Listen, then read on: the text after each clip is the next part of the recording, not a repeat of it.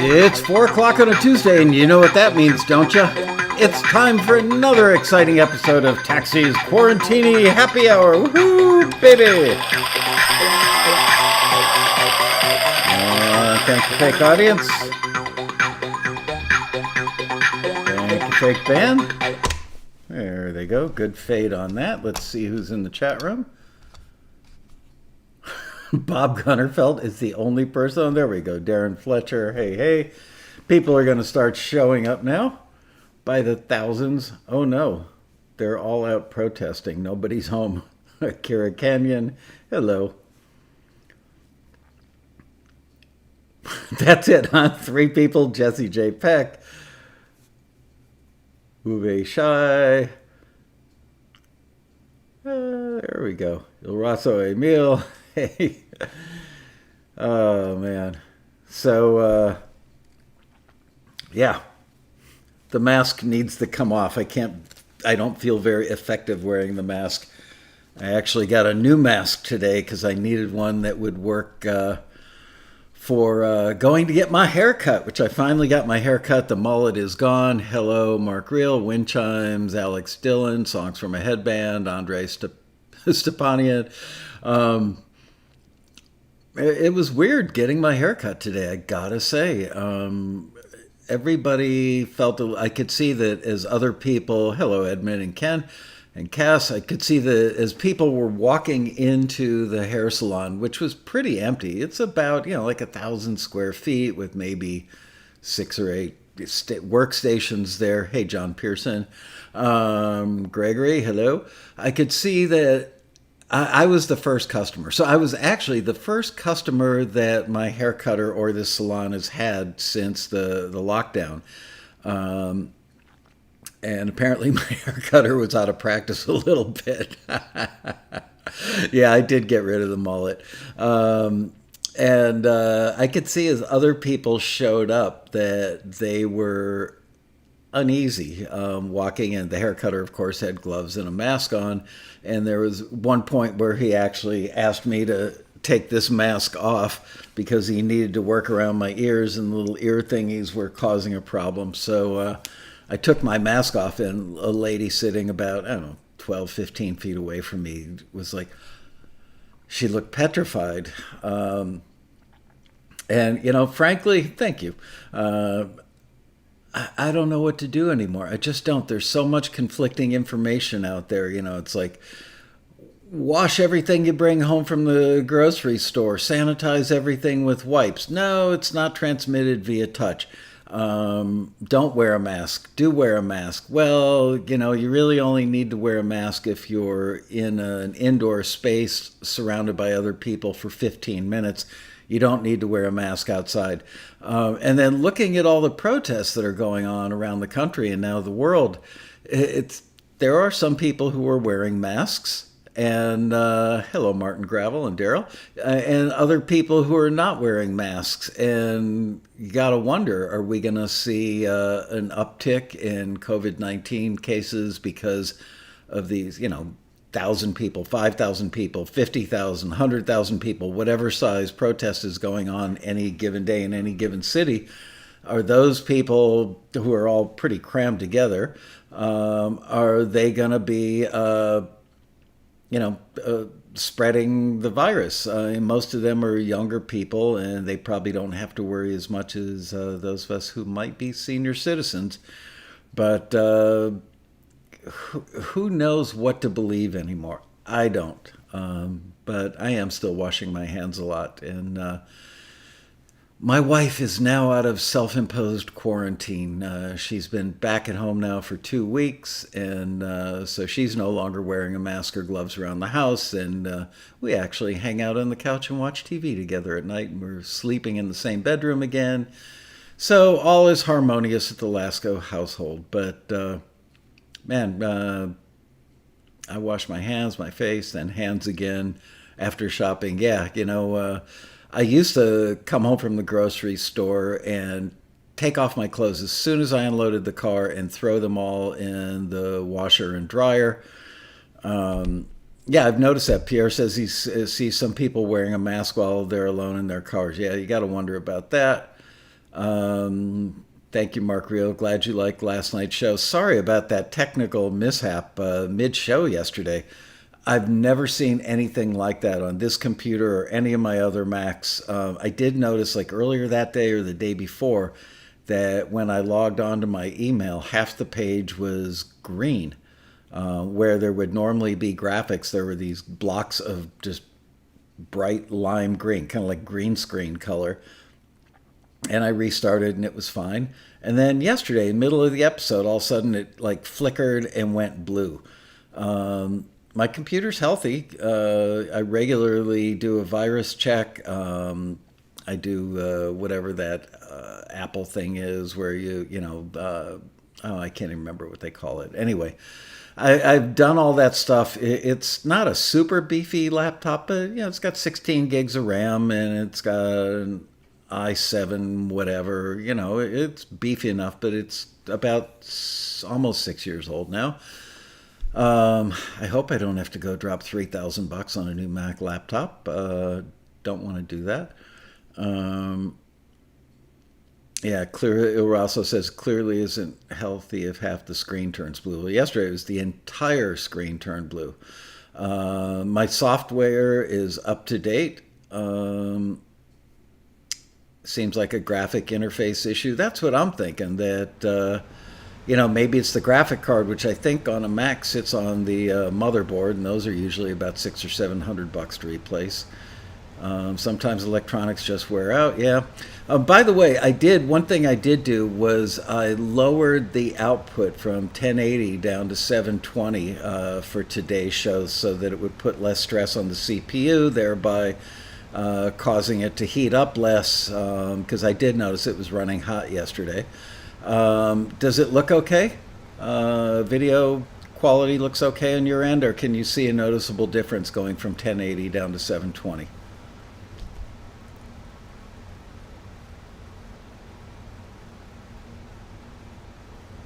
No, the fan that's on is the air conditioner. Looks okay. Okay, that's good. Super clear. That's my new name. That's going to be my rapper name, Super Clear. Okay. Yeah, and today I remembered to plug in the Cat 5 cable. I forgot that yesterday. Yes, and I did change the flowers. On my way home from the haircutting place, I went by a grocery store, so I flipped a quick Yui and went back to the grocery store. Hey, Bonzo, yep, new haircut. Hot off the press as of 9 o'clock this morning. And went and got some new flowers. But I got to say, pretty slim pickings on the flowers at the grocery store. Plus one on the flowers. Yeah, yesterday's flowers. I actually noticed that the flowers yesterday were dead as a doornail and still left them in there, wondering if anybody would notice. And sure enough, you guys did. That's right. There was bad karma yesterday. Maybe it was the flowers that caused the blue screen. So I want to, first of all, say thank you to Dan Weber. I was looking at the forum earlier today, and I saw this post from Dan on May 3rd. Thank you, Bria, Liz, and Ariana for playing our music on Taxi TV Friday. My 90-year-old dad got a big kick out of it. So did the rest of my family. Thank you also to Michael. I can't think of a better place I'd like to be in these times. You're making it a lot easier for all of us who watch you regularly and love the camaraderie of the new Quarantini shows. Great idea. We all love you guys very much, and we know that you love all of us as well. That's true. I got to say, sometimes on the weekends, I feel like doing a surprise Quarantini, just a little pop-up episode, because there are times where I'm just sitting around on a weekend. I am working less. Now that my wife is home, I'm not working 16 hours a day because there's somebody under the roof to talk to and to share a good TV show with. Oh, man, we watched a movie last night on Netflix with Kelsey Grammer and that adorably cute blonde lady whose name I can never remember. Very generic, kind of all-American cutesy blonde. I just can't think of her name. Anyway, it was a very cute story about a young lady who got jilted at the altar, and her father, who she hadn't seen since she was 5 years old, showed up, and they ended up going on her honeymoon cruise. They got drunk, really drunk after the wedding fell apart, and ended up going on her honeymoon cruise together. And it was a very cute movie. So, what was the name of it? And whatever. So yeah, doing things like no, not Meg Ryan, but equally as generic. Anyway, I am getting well-deserved rest. Thank you very much for saying that, Victoria.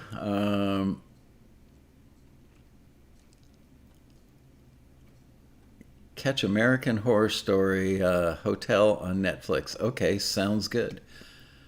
Um,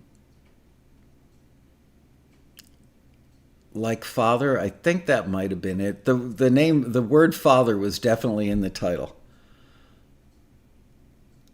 Lady Gaga on Hotel, fabulous. Yeah, I love Lady Gaga, so I need to see that. Anyway, I just want to say thank you to Dan Weber for posting that. I saw earlier somebody mentioned any news on the road rally, and not much news, but a little bit of news and a little bit hopeful. I spoke yesterday at some length via an email exchange with the sales manager at the hotel, and I said, "So, any word yet?" And she said, "No, no word yet." I mean, I knew that the mayor still has us on this extended lockdown. I said, "Do you really think they're going to let us have an event, with 2,500 people, 1,000 people in the ballroom?" We only use three-quarters of the ballroom, so we've already planned on opening up the fourth quarter of the ballroom and spacing out the seating more. But I said, even with that, just the rally bar alone looks like one of the protests on TV, obviously without all the Black Lives Matter signs, but it's a, fairly tightly packed group of people. The luncheons hold about 300 people on Friday and Saturday. We do a luncheon each day. That room is fairly tightly packed. The hotel restaurant is always busy. The bar, as I mentioned. The classes, I mean, oftentimes, even in a room that holds, we'll have anywhere between like 7 and 10 classes going concurrently while the ballroom is going downstairs. Up on the second floor, we've got all these classes going. And the rooms hold between, let's say, 50 and 110 people per room. So we try and put the classes that we know are going to fill up in the bigger rooms, obviously, and the classes that we think will appeal to a smaller niche of people go in the smaller rooms. But the rooms are almost always all filled, and some of the people, like Jason Bloom, man, when he does a class, we put him sometimes in a room that holds 150, sometimes in a room that holds like that 200-seat theater up on the mezzanine. We've put him in there and it's been totally packed out. So I don't know what the mayor's edict is going to be about that. So my big question for you is, if we are allowed to do it, are you going to feel comfortable flying here? I'm not, personally, I would get on a plane right now. I'm not that concerned anymore about flying. I know that they are sanitizing the planes a lot more. Obviously, everybody would be bringing antiseptic wipes and wiping down their tray table and the little air nozzle and their armrest and the seat recline button, all that stuff. And everybody would certainly wear a mask, which I think you're obligated to do now on most airlines, if not all. So not so worried about that, but how are you going to feel being at a hotel? Obviously, it's still several months away. We're in June, so it's still 5 months away. What do you think, guys? Road trip.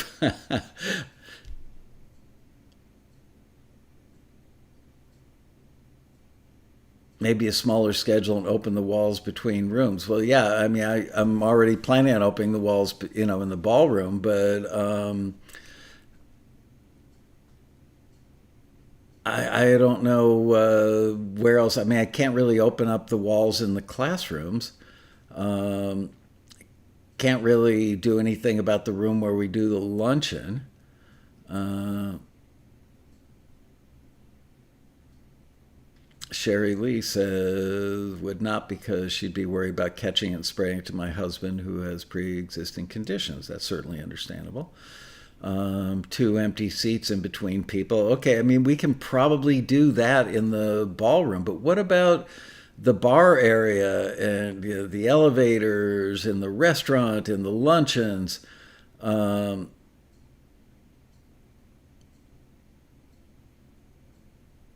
Yeah, I have to call your insurance company and lawyers first. Yeah, you can bet I'll be calling the lawyer, and everybody who attends would have to sign some sort of hold harmless thing. I'm coming in my own free will, and I promise not to sue taxi. Um, yeah, I would want everybody to wear a mask. Now, only a couple of the classrooms, I believe, have movable walls. Um, Are there restrictions from flying in abroad? No. My wife just came back from Israel. And she said nobody bothered to check anything, on the receiving end, on the landing end at LAX. Maybe book the classes. I don't know. Understand what that means, Edmund. Um,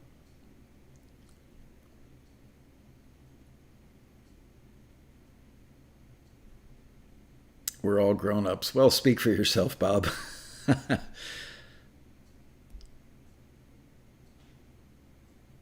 Maybe book the class. Oh, I see what you're saying. We know the classes, even if we have people sign up for them in advance, we know they're going to be packed. Doorknob licking problems are prohibited. Yeah, definitely no doorknob licking. Greg Carosa has great advice. I think it's still too soon to tell. If things progressively get better, it's doable. But if we get a second and or third spike of cases, it'll prove that just can't be contained until there's a vaccine. Um, Even a member services says, I wonder if lowering the total number of people for the meet and greet lunches, would have an effect. Yeah, but I don't know if legally or contractually we can do that. We have a contract with the hotel, and the reason we get the ballroom and all the classrooms and all that public space for free is because of the money they make on the luncheons. Not to mention the money they make on the bar, and we don't see a penny of that stuff. Um, Screaming birds. I hate wearing a mask too, but you know what? Get those things. I'm looking to see if I have one laying around. I don't. I think they're both in my car. Um, what are they called? They're called gaiters. Gaiters. Look up gaiters, neck gaiters on Amazon. They're like thin, stretchy material that you pull it over your head and it looks kind of like you got a bandana wrapped around your neck and then you pull it up. I've been wearing one of those. I wear it to cover my face to keep me from getting sunburnt when I go out fishing. And I've been finding that that's comfortable and seems to work well. Um, yeah, I'd really like to be there too, Pete Mason. Maybe you go for a groundhog between seats. There you go. Oh, Screamy Birds just ordered a neck gaiter. Can't wait to try it. Awesome. Yeah, I find it to be comfortable and, it's not tugging on your ears and it doesn't seem to ride up like this thing, tends to ride up and hit my lower eyelashes. I wear it when I rob banks. Yeah, could you imagine you go into I mean, seriously, walking into a bank right now, everybody that walks in the door is wearing a mask. Dan Weber says he hopes the vaccine arrives very soon. I don't know, and if it does arrive, then it's everybody's going to be talking about in the media. How do we know that it's safe? And because they've rushed it through, maybe it's not. Oh yeah, 5 years down the road, guess what? Everybody that got the vaccine is gonna, God forbid, get cancer or something. Who the hell knows? None of us know anything anymore. All we know is that we don't know anything. Uh,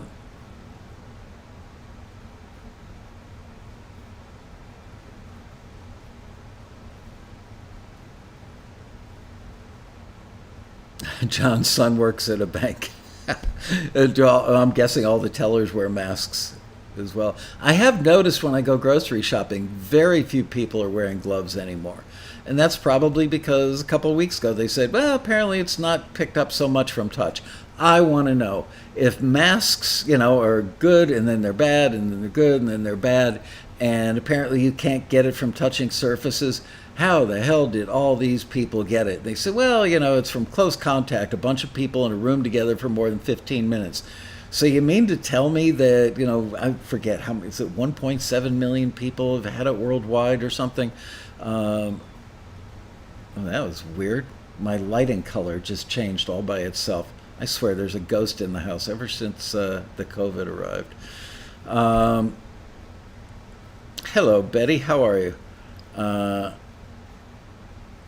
they all wear masks and gloves when handling dollars. Yep. I know. Now they're saying you can't get it by touch. Really? Uh,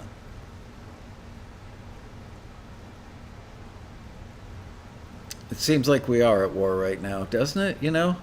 I don't want to get into political stuff. I don't want to talk liberal or conservative, love Trump, love Biden, hate Biden. None of that stuff. This is not the place for it. At least I'd like to keep it that way. But as I've expressed on the show before, I do get very, very frustrated with the media. And I'm an independent voter. I've voted both ways in my lifetime. And I watch CNN, MSNBC, Fox News, and One America News. And it's just mind blowing how each of the news organizations definitely has a slant, an agenda, maybe, but definitely like here's an example. And again, I don't want to get into Trump versus Biden or any of that stuff, but this is an example of how the media twists stuff. Um, I think it was yesterday, Joe Biden gave a speech on racism and the protests and the riots and stuff. And I believe he did it from a church. And then this morning, President Trump went to the church that they attempted to burn down a couple days ago in New York City, and he did an address there. So pretty much everywhere on the media, well, certainly on the more liberal stations, the media was talking about it was a photo op for Trump. Shame on him for going to a church and doing that. But nobody mentioned the fact that Biden did the same thing from a church. Um, I give up. I just give up. The media is so frustrating. And yeah, mainstream media is a terrible way to get the news, but Twitter, oh my gosh. Um,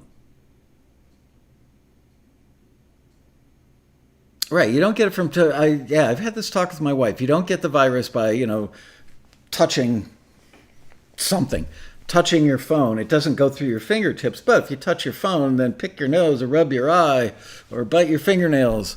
Um, there you go.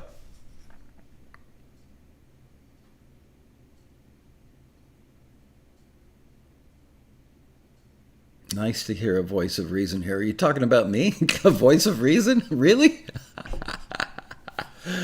Oh man, yeah. The media, my staff knows. I literally,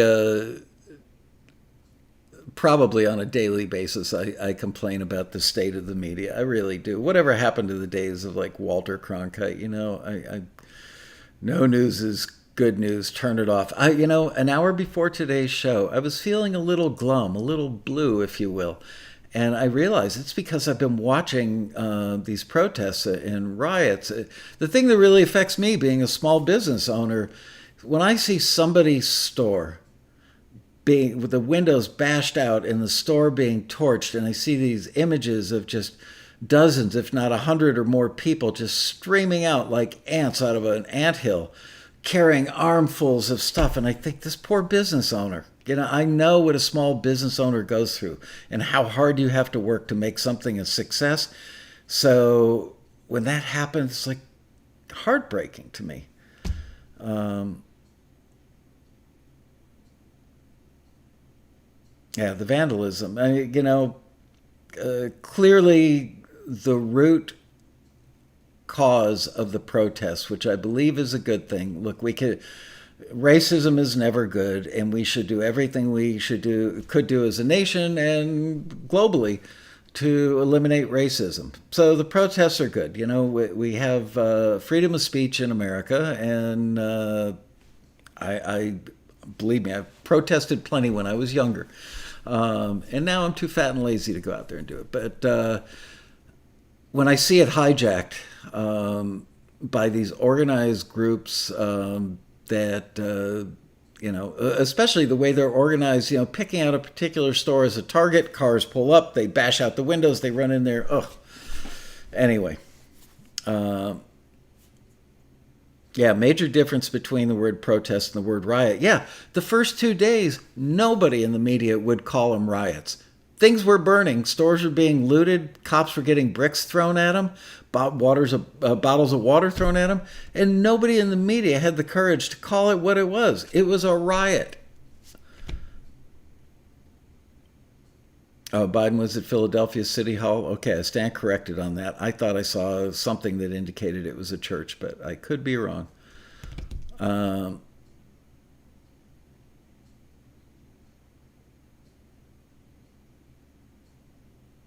Yeah, Dan Weber says it's heartbreaking. It's so unnecessary when everybody agrees with the protesters. Yeah. Do you know today there's something going on with the music industry being in a blackout or something? Yeah, I have heard about that. We didn't put out any social media today because of it. But I got to say, it made me think. Now, you know what? I don't want to go down that road. That's probably more political than I should get. Bob Gunnerfeld says Biden was also at a church. Yeah, I'm pretty sure I heard that or saw video of him at a church. Yeah, I saw that in SoundCloud, Susanna, that the logo is blacked out, looks kind of ugly. Yeah, people's images before their songs were blacked out as well. Ken Bearden says, okay, now I'm sad. I'm sorry, Ken. I know this show's supposed to be about cheering everybody up and making you feel good. Biden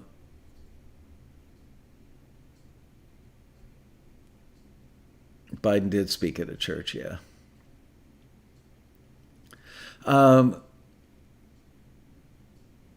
There you go. Michael, ever watched the entire Tonight Show, Johnny Carson shows? If so, watch this one at the 12-minute mark. Which one? This one? It is Blackout Tuesday. Yeah, we should talk about fishing. Yeah, I do remember the Rodney King riot. I remember that. That was in 1992. And before the riots actually broke out, my wife and I decided that morning that we were going to go to Malibu. And we lived probably 20 minutes away from Malibu. So we drove over the mountains, took a beautiful drive with the sunroof open, windy, beautiful roads through the mountains, and down to Malibu we go. And I can't remember the name of the place, but it's probably still there. Moon Shadows. There's a restaurant bar on the beach in Malibu called Moon Shadows. So we got a seat on the outdoor patio overlooking the ocean, and we ordered up a couple of margaritas and maybe some nachos or whatever.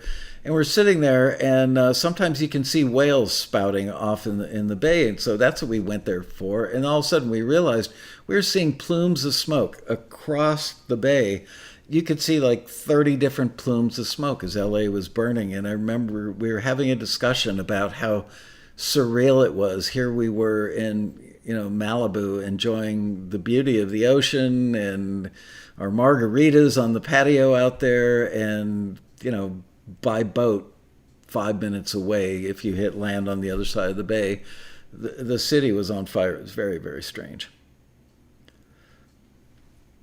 Jan Weilage, my son caught and released a big snook a few days ago.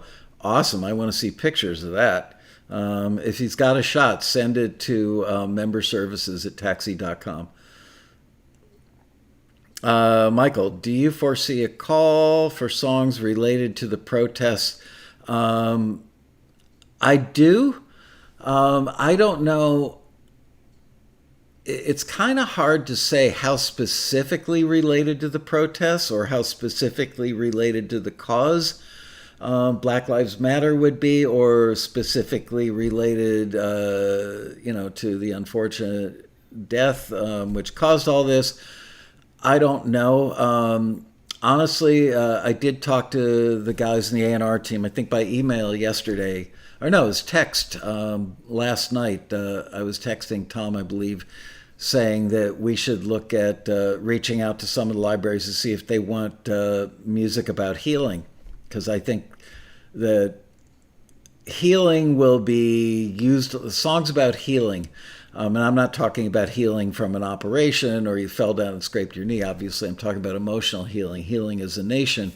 I think a lot of montages at the end of movies of the week and stuff will be about healing. Wow, Jesse J. Peck, remember the 68 Watts riots? Yeah, I didn't live here for that one. I'm glad I missed it, gotta say. Mark Reel says he saw it too. That show on YouTube is well worth watching. The Tonight Show, starring Johnny Carson, KSDK 521, 1992. Oh, okay, I gotcha. So it was the Tonight Show about during the Rodney King riots.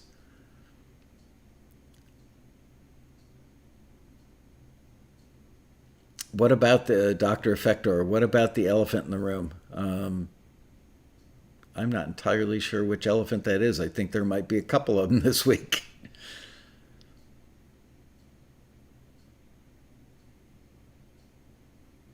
Oh no, the chat stopped. That's never a good sign. Come on, somebody say something. There we go. No, no, no. See, we don't talk about, we will not talk about on this show the president or, that sort of stuff. We can talk about the media, but we won't talk about, left versus right, Democrat versus Republican, Trump versus Biden. We don't want to destroy the wonderful atmosphere we have here at the Taxi Quarantini Happy Hour.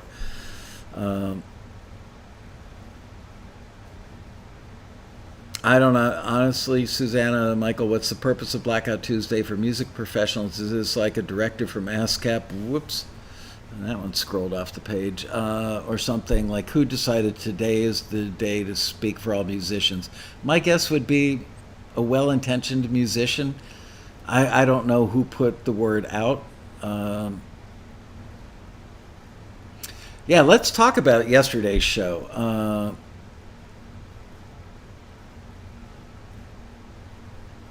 What did...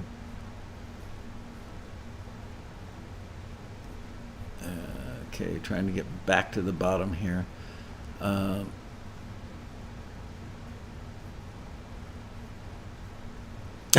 Cass says he was just leaning back thinking he was chatting too much. Yeah, Neve versus SSL. There's a political discussion we can certainly have here. When will there be a next mystery guest? I don't know. Let's talk about yesterday's mystery guest. Ian Shortall says, good show. Are we having an earthquake? No, I was leaning on the table. My laptop is sitting on one of those things that raises it up, and it's made out of aluminum, so it does flex a little bit.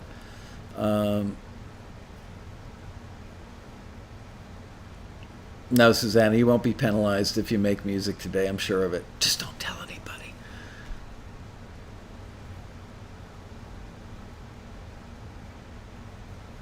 Yeah, the stupid looters. They're really, really, really upsetting. All right, let's see. What else? Oh, I did have two other things I want to do today. Lingering questions from yesterday's music library show. I don't know that I could answer exactly the way our mystery guest was. Isn't he great? He's become a close friend of mine over the years, and sometimes we actually talk about stuff that's not music business related. It's nice.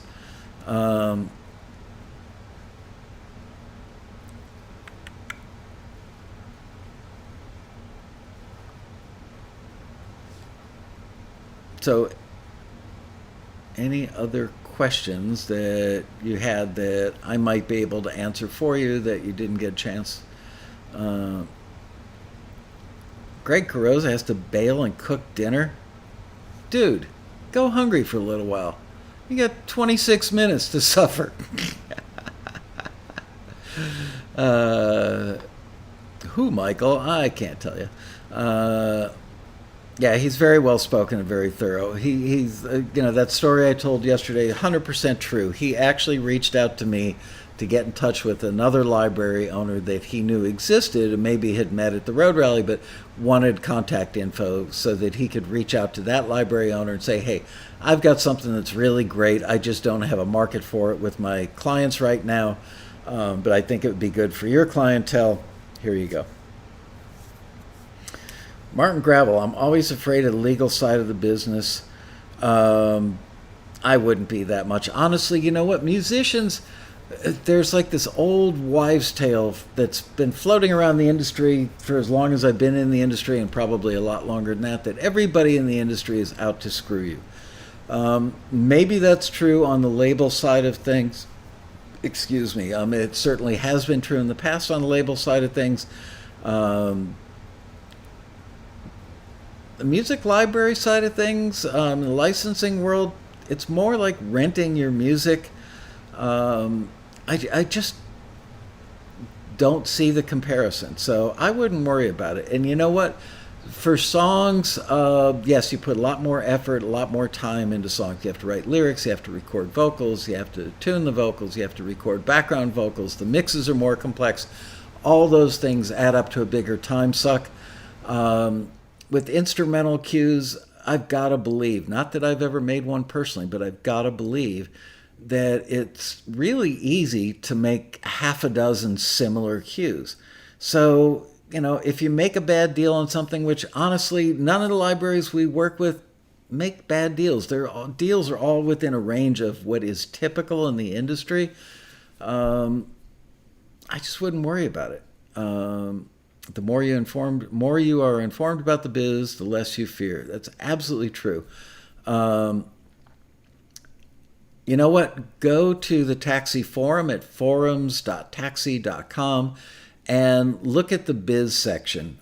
There's so many great answers by our experienced members that virtually any question you might have about the business side of licensing has probably been asked and answered numerous times there. It's like a living encyclopedia of information. And you get to hear all sides. It's not just one person's opinion. And they're really, I think the information is just bar none the best on the internet. Happy Round wants to know, is alcohol okay at Quarantini happy hour? And if not, why not? It's absolutely okay. When was it explained that we should have instrumentals ready? Would that be just minus the vocal, or are they looking for multiple breakdowns? Most of the time it's just minus the vocal, Ken. And if they're going to want stems, they will let you know that. And it would be a good idea to hang out on the Taxi Forum and ask people how they typically break stuff out for stems. Do you need a stem of just the saxophone lead? Probably not. Do you need a rhythm section stem without the saxophone lead? Probably. Mark Reel's drinking Grey Goose, a man of good taste.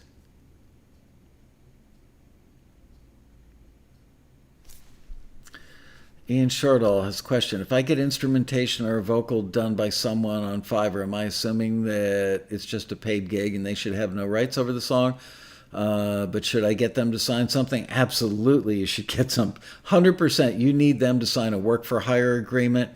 And you can find them very easily on the internet. Pierre says, yesterday I met an IP lawyer, intellectual property, and I knew more about the music business than he did. Yeah, well, intellectual property nowadays is probably more, like techie related stuff.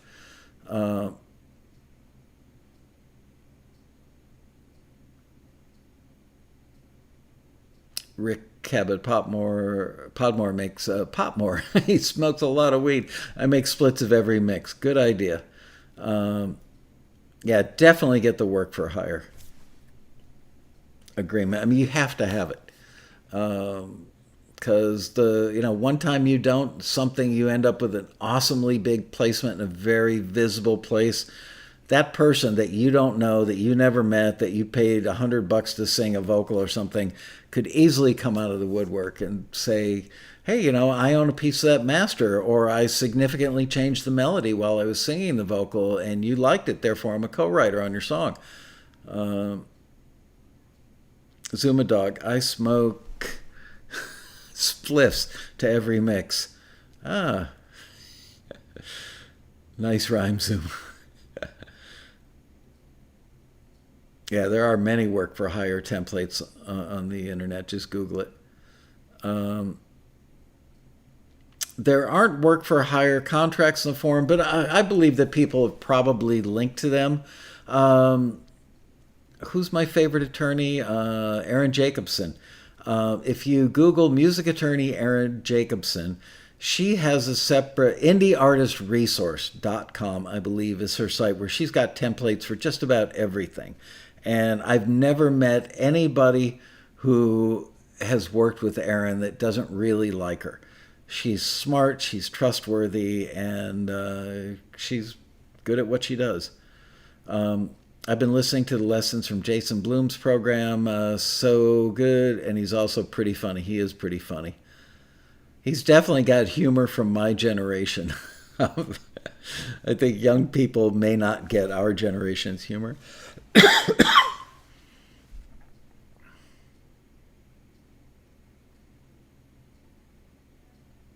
There you go. Bria just popped in with a link to indieartistresource.com. There you go.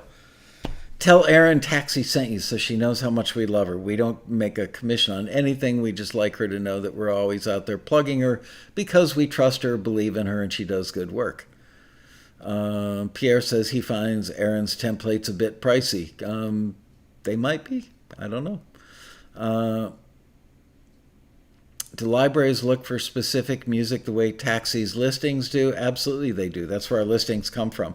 Look, there are times where somebody doesn't get forwarded for a taxi listing that they submit to because they're not on target for what it asked for stylistically, genre wise, or maybe it's missing some of the attributes that were asked for in the listing. And then they take that same thing and independently send it out to, 5 libraries, and 1 or 2 of them offer them a deal. And they go, look at that, taxi, you guys turned it down and I got a deal elsewhere. Well, we can't send stuff that isn't on target for the listings we run. Otherwise, the company's like, why do I run listings with you if you're not going to filter the music and give me what I asked for? But you might get lucky and hit a library that goes, oh, I don't have enough of this style in my catalog. Yes, I'm interested.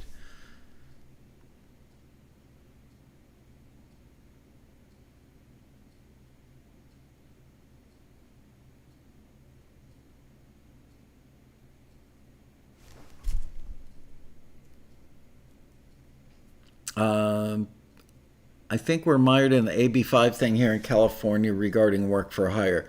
I think that that is going to change. I know that right before things got really serious with the coronavirus, that enough musicians spoke up that the state assembly said, okay, we're going to make an exception for musicians, engineers, producers, work for hires.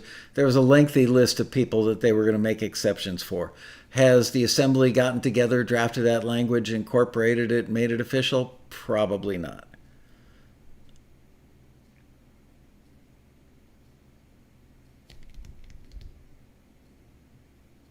Michael, can you explain Neve summing? Why is it good for what instruments or buses like keyboards, vocals, or whatever? Wow. That's an entire episode, and I don't have an EE degree, but I can tell you from experience, and it's not just Neves, especially older Neves, like older, what do they call them? Not analog consoles. Well, they were analog consoles. Discrete consoles, meaning that rather than using microprocessors to process the audio, that they actually had things like transistors and resistors and capacitors and tubes, which Neves didn't have tubes in them. And most consoles didn't have tubes. Probably last console you might have seen with tubes, maybe the stuff that was in Abbey Road. But yeah, discrete consoles just have more stuff. And each one of those components that it goes through, whether it's capacitor, resistor, they each have their own certain amount of harmonic distortion that's inherent in them. And depending on which transformers are probably the king of that sound, um, there's good harmonic distortion and bad harmonic distortion. And older Neves in particular, I would say newer Neves are probably more like SSLs, and SSLs and newer Neves sound really good. But if you want that older, discrete console thing, what you're probably mostly hearing are the transformers. Transformers, are basically an iron core wrapped with wire, and they step voltage up and step. Is it voltage? Yeah, I think it's voltage, not amperage. And in doing so, they pick up a certain amount of harmonic distortion. Now, it depends on the size of the transformer, the electronic capacity, what it's doing, how much voltage or amperage is going through it, the brand that made it, how much iron is in there, how well the layers of iron are laminated, all kinds of little details go into it. But I think that Neve at the time recognized this back in probably the 60s and 70s. They recognized that transformers sounded good and that they added a certain quality to music. The harmonic distortion that came from their transformers was complementary to many things. I remember the first time I heard a snare drum through a Neve, I went, whoa, that sounds awesome without doing anything. Some of the old tape machines, like really old Ampex tape machines, sounded great because of that. So that's it. What is harmonic distortion? Simply Google it. You're not going to get a good enough answer from me. Like I said, I'm not an electronic engineer, but distortion, it's really low level. I'm talking in terms of dB level. And, it might be like 0.003%, meaning that X amount, if 100% of the signal is clean, that there's some little component of it, very tiny component, that is actually distorted. And you really don't notice that you hear it, but when it's the right kind of harmonic distortion, it is pleasing to the ear. And like the summing amplifiers in an old Neve console, meaning that if, let's say you've got a 48 input console, and it's a 24 bus console. Okay, so let's say, let's go with 24 faders, 24 inputs, and a 24 bus console. So when you say, I'm bringing up fader number 1 and fader number 2 and fader number 3, those things are summing. They're coming together to go out through the mix bus, which is the stereo output of the console. So all those things go through transformers, and the additive cumulative effect of those transformers on the overall sound of the music can be pleasing. If they were transformers that weren't pleasing to the ear and you had 24 of those going to a mix, might sound like crap.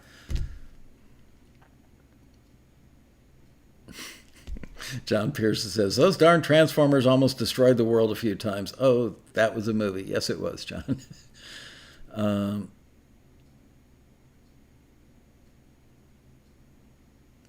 Joseph Alonso must not like us talking about transformers. He keeps pitching a fish story. I don't even know if I have a fish story. Last time, Tony Van Veen, the CEO of Disc Makers and formerly the CEO also of CD Baby, he and I do fishing trips together. He flies from the East Coast, I fly from California. We meet in North Miami or Fort Lauderdale, and we go fishing out of a marina around 135th Street in North Miami Beach. And last time we went out, I believe it's last time we went out, some years ago now, actually, we were getting stiffed all day long. Nothing, man. It was looking like a skunk day, meaning no fish. And I think it was probably the last hour. It always happens the last hour you're out, and all of a sudden the fish start hitting. And then you say to the captain, can we extend our trip another 2 hours? I'll pay you more. Nope, sorry, I've got another client, like an hour after we get back in. And I need to prep the boat. So nope.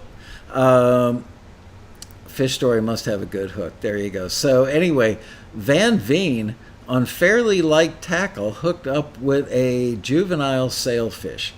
Wasn't that big. It was probably like a 20-pound sailfish as opposed to the usual like 50 to 125-pound sailfish. It was really cute. But man, oh man, I remember him somewhere. I'm looking around to see if it's in my stack of pictures, but I think I took him back to the nightstand. Anyway, it was really cool. Van Veen, the captain of the boat, said, "All right, sit right here," and he lifted the fish out of the water very carefully, and he handed Van Veen the fish. The fish was flopping around like crazy. And you got to be careful with a billfish. You know, they've been known to take out an eye or a harp. There's actually one guy, there's video of a guy that was fighting a marlin, and the marlin jumped out of the water. I've seen this video with my own eyes, and literally harpooned the guy through the chest to the fighting chair. I honestly don't think the fish, when it was underwater, said, "There's a dude in a fighting chair up there. I think I'm going to harpoon his ass." It just happened to be that when the fish jumped, he was heading that direction, had the perfect arc, and boom. I don't know if the guy lived or died. Anyway, I don't know if he died. Bet you he never went fishing again. Oh, there goes the squirrel. A little late today. He's about a half hour late.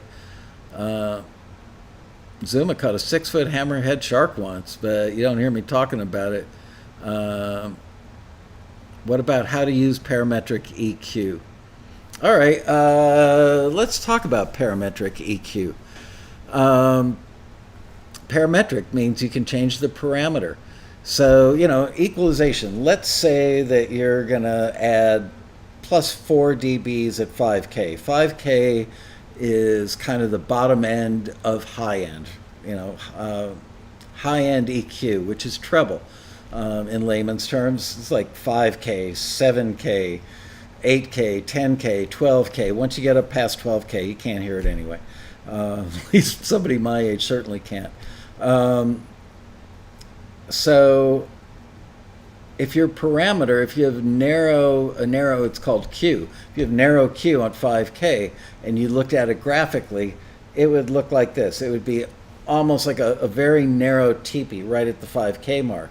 If you change the parameter and make it wider or shelving, then it would look more like this with my fingertips being at 5K.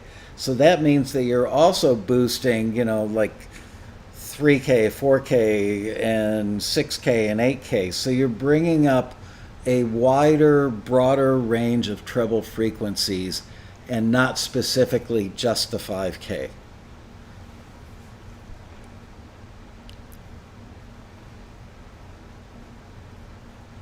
Yeah, that was a heck of a notch at 5K. It was, had to be dramatic.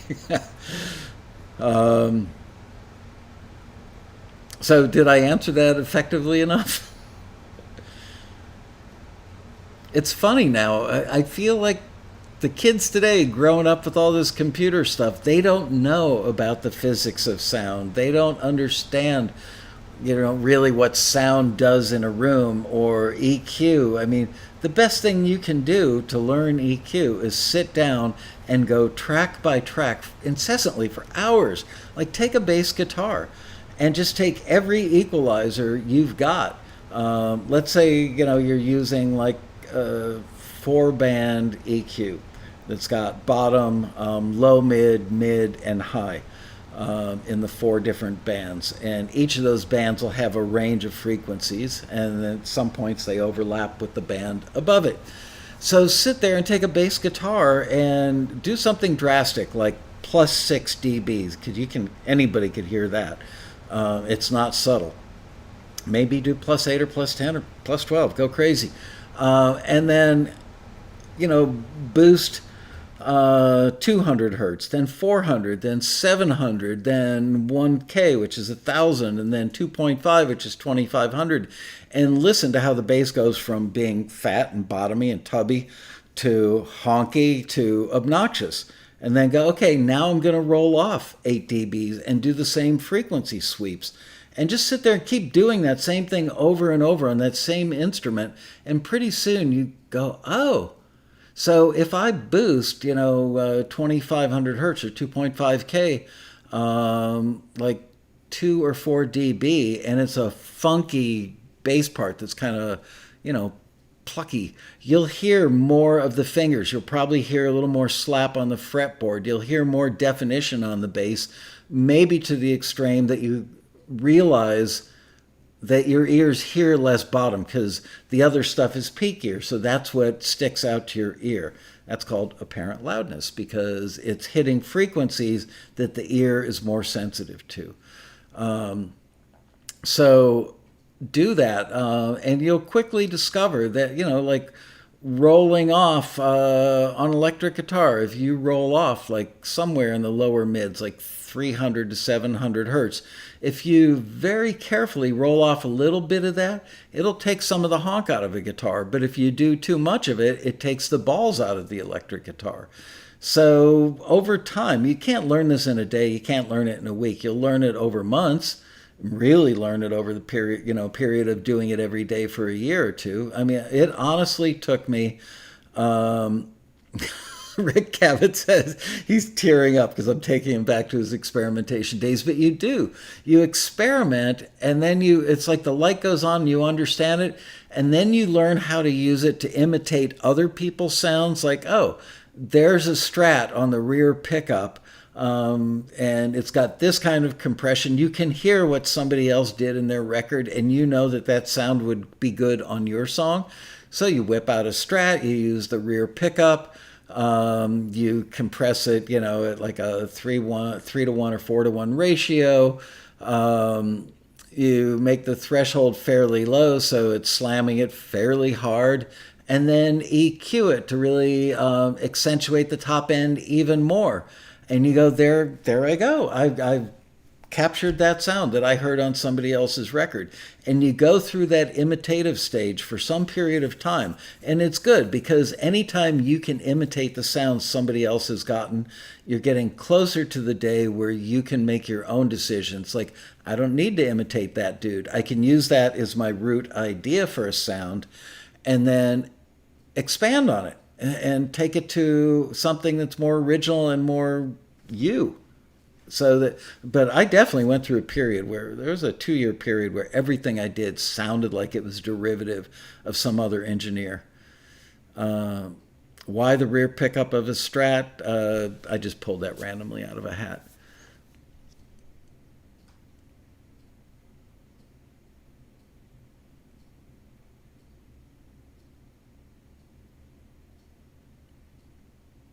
I'm scanning. Maybe the gopher was driving a car and honking the horn. I missed the gopher remark, apparently. I love experimenting like that. I really love, especially sitting at like a real console and just turning knobs and listening to what they do. I mean, I don't think I ever cracked a manual when I got my first SSL. I don't think I ever read the manual for that thing. It was just a matter of sitting down and listening and turning knobs. I mean, the routing and stuff was a lot of really great stuff you can do with the routing on an SSL. And yeah, I may have actually cracked the manual on that to figure out some routing stuff. But as far as like, where the preamp sounds best, here's good advice for you. Anytime you're faced with a new preamp and you want a good starting point, most of them, for most applications, will sound best somewhere between like 10 o'clock and 2 o'clock. That's kind of like a sweet spot where you're getting enough level through the preamp that you might get some of that sweet sounding harmonic distortion. You're driving the preamp hard enough that it's doing what it's supposed to do and sounds good. But if you're wanting to get something that sounds a little more distorted, push the preamp harder. But if if it's a rotating knob preamp, 10 and 2 is a good place to start.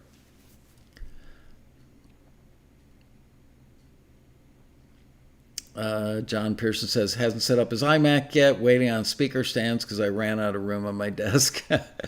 I know that feeling.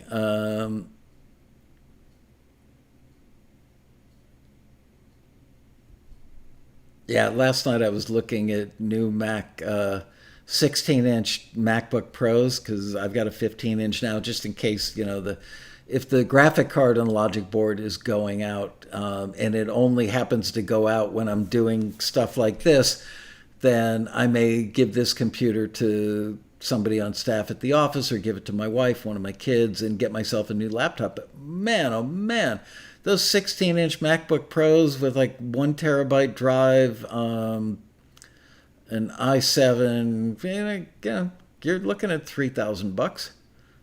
That's a lot of money for something you put in a backpack and schlep through an airport.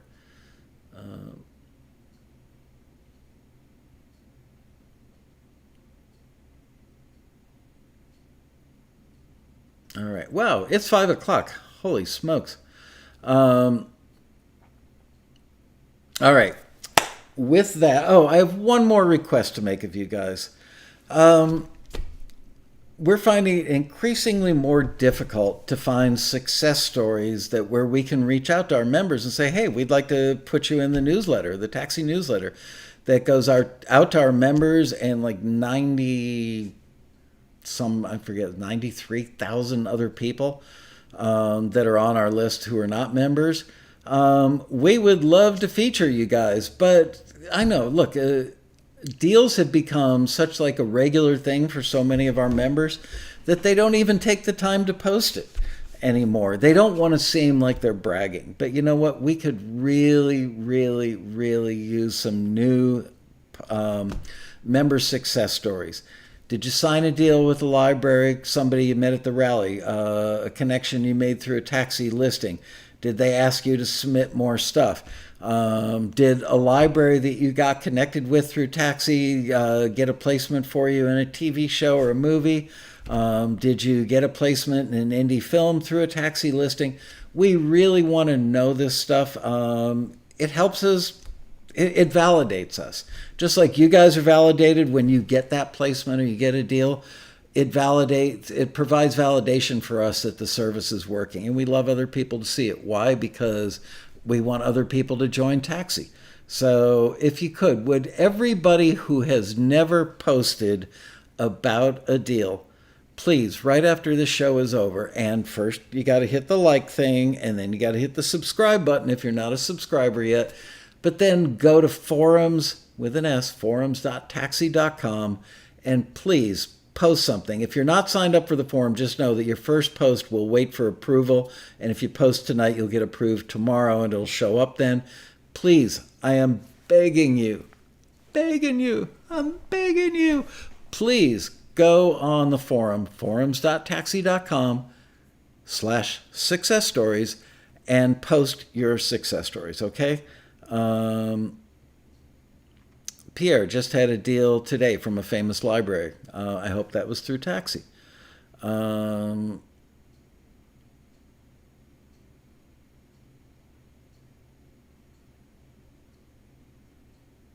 There you go. There's a link. All